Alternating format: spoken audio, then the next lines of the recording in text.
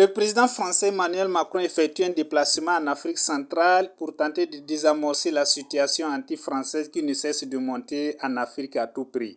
Il veut maintenir l'Afrique centrale dans son précaré le plus proche. Pour cela, il est actuellement au Gabon.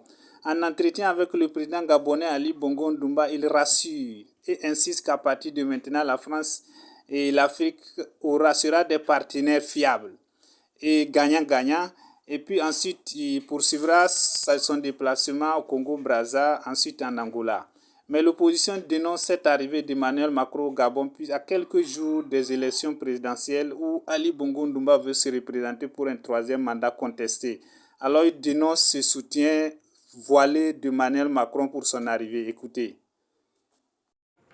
Populaire et plutôt une grande perplexité parmi la population. Le mot est faible, hein, perplexité parmi les gens qu'on a pu interroger sur la raison de cette arrivée ici au Gabon à 6 mois des élections, alors qu'Ali Bongo se représente pour un troisième mandat dans des conditions difficiles, vous le disiez. Donc c'est sans doute c'est perçu comme sans doute un voyage un peu électoraliste, en tout cas pas du meilleur goût compte tenu de la politique au Gabon. Mais en tout cas, le président de son côté, lui, évidemment, a déminé ça depuis quelques jours, notamment son entourage à l'Élysée, en disant qu'il ne s'agissait pas du tout d'un sommet bilatéral, bien que les deux hommes, Ali Bongo et le président Macron, au moment où je vous parle, sont au palais présidentiel et sont en train d'entamer un dîner de travail pour justement préparer ce sommet pour l'environnement qui est très important, qu'ils co-dirigent, qu'ils ont programmé ensemble, mais pour autant la politique est revenue puisque l'opposition et la société civile